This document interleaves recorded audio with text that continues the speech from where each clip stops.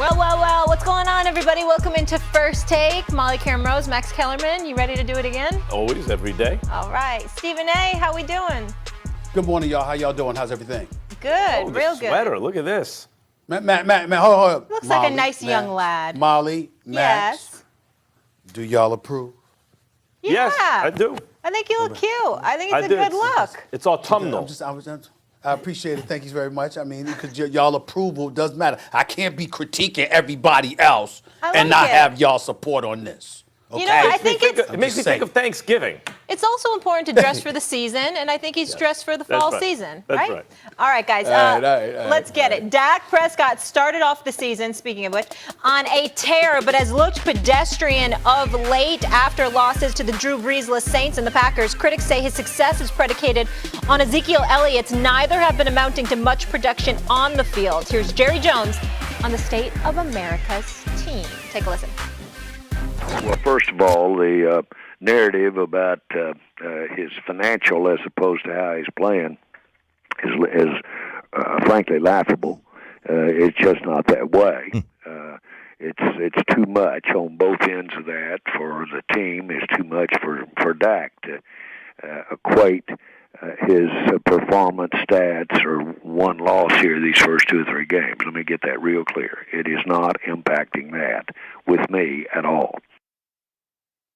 Stephen A., let me ask you this. Cowboys, Eagles tied atop of the division. They don't face this week. They take on the Jets. They'll actually have Sam Darnold back, and then they face the Eagles the following week. Who do you think's the better Super Bowl contender? Is it the Cowboys or Philly?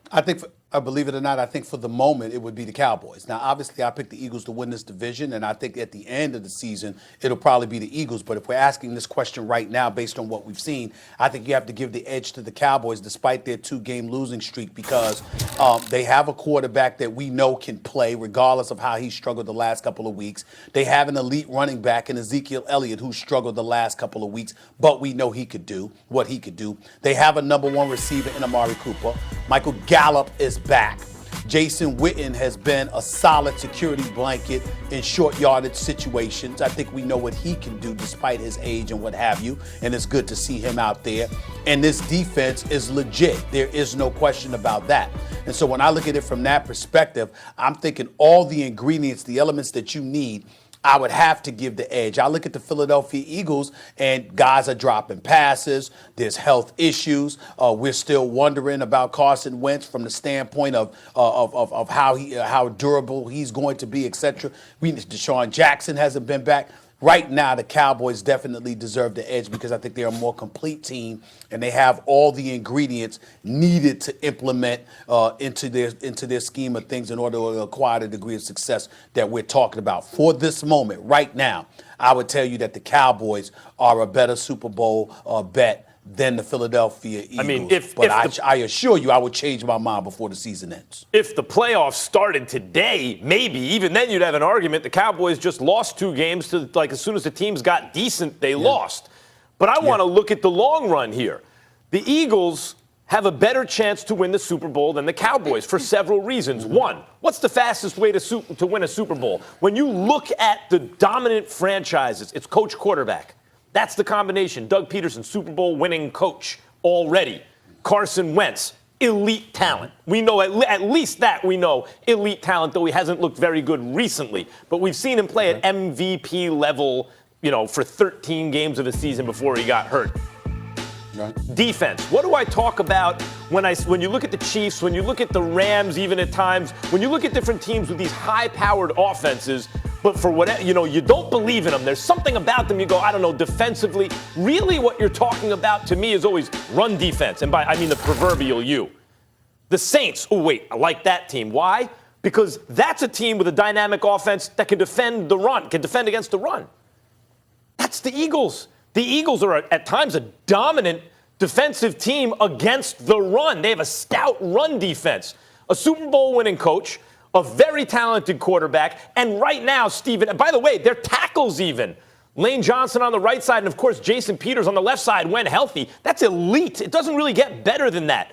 So you look at all the real key areas, and now right now, Stephen A., if Deshaun Jackson's out, the guy who takes the lid off the defense. The offense is not going to look exactly the same, and I've talked much about Carson Wentz needing to learn to become a leader, a better leader.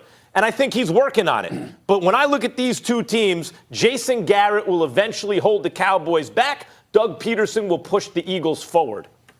Well, listen, that's what I'm betting on, so there's no disagreement there. But the reason why I don't think you're in a position to make that argument at this particular moment in time, Max, is because of what I would call a double-edged sword. On one hand, we have the Eagles. What's their weak link, Max?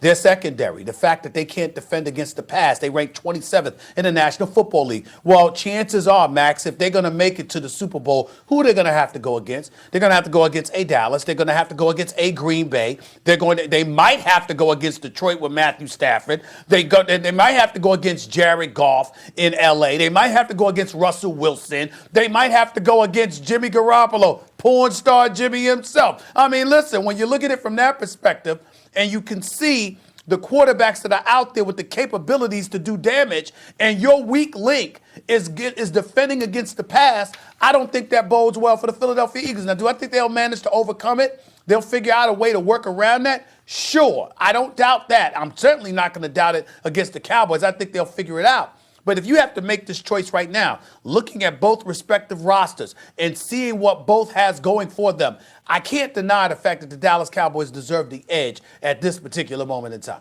Look, every team has a weakness, and you're right to point out that in this football era, you better be able to match up in your secondary, man to man. You better have some athletes back there that can get it done.